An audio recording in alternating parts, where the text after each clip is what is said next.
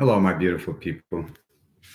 Today we're going to be talking about forgiveness, compassion, and mercy.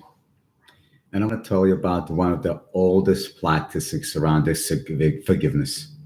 And it comes out from South America, particularly Argentina and Colombia. And the practices of making forgiveness bundles. And these practices of forgiveness bundles are made from very large leaves. And inside the leaves, as you wrap up the leaves and you wrap them up with twine, you put all the places of where you need to forgive yourself, where you need to forgive others, and where you need to restore where you done harm. And the bundles that are done in leaves, and you can fill them with flower petals, or you can fill them with rice, or you can fill them with tobacco, is done for self forgiveness. For forgiving others is the ceremony of literally giving anonymously something that you know someone that has harmed you that they would need, that would alleviate suffering in their lives. And then for the entire year, the person that you have harmed is that anonymously you leave gifts that you feel will restore or repair. And these gifts usually are left on the path before the person's hot, and you're unseen doing these gifts for a year. And usually at the end of the year, then you would go directly and to do reparation work around who you may have harmed, wittingly or unwittingly. So it's a practice of mercy, or it's a practice of forgiveness, or it's a practice of compassion. What is my forgiveness work at this time in my journey? Who do I need to forgive? What do I need to forgive? And how can I repair or restore those areas of my life where I've done harm? And as this in the story from Turkey, that the one way that we can open the door to doing no harm is through the doorway of authenticity and truth. And the why way to repair where we've done harm is also through that same doorway. Who has forgiven me? Who has extended compassion and mercy to me? Whoever has extended this gift of mercy, to receive such a gift requires gratitude. It always reopens the heart. So, for the next 12 months, at least every month, what is the practice of mercy that I can extend? What is the forgiveness work, an action that I can take at least once a month? What is it that I need to forgive myself for?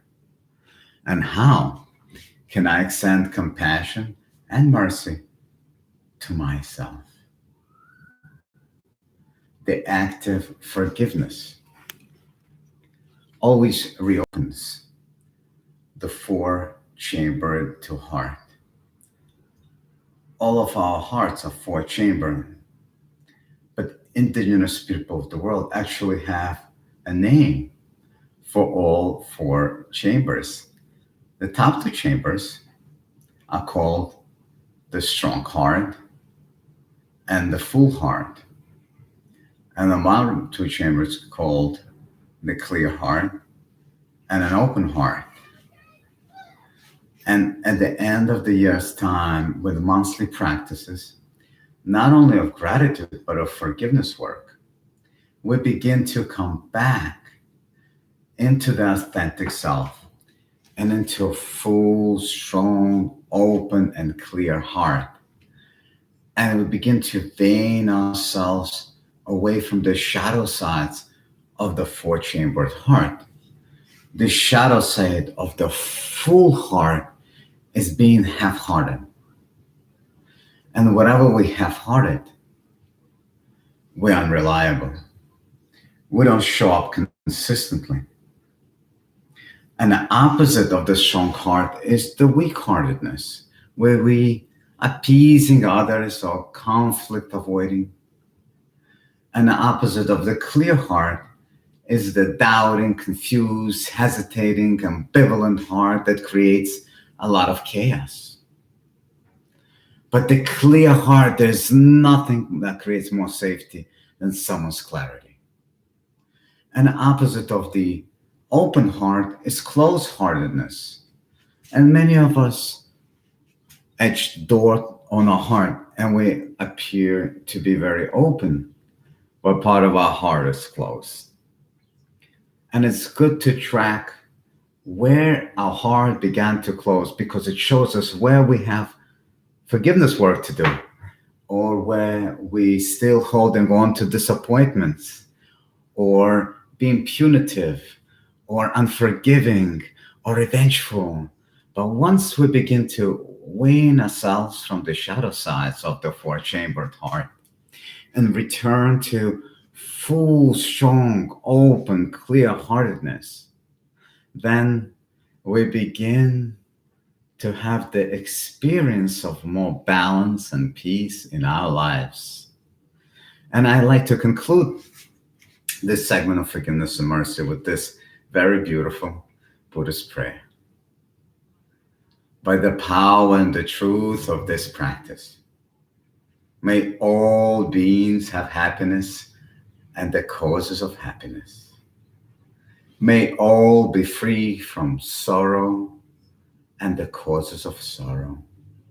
May all never be separated from the sacred happiness, which is sorrowlessness. And may all live in equanimity without too much attachment and too much aversion. And live believing in a quality of all that lives. May all beings be filled with joy and peace. May all beings everywhere, the strong and the weak, the great and the small, the mean and the powerful, the short and the long, the subtle and the gross. May all beings everywhere, seen and unseen, dwelling far off or nearby, being or waiting to become, may all be filled with lasting joy. And from my heart to yours, I send you the energies of love, compassion, gratitude, and forgiveness. So your heart and your life will always be filled with every breath that you take with happiness and joy.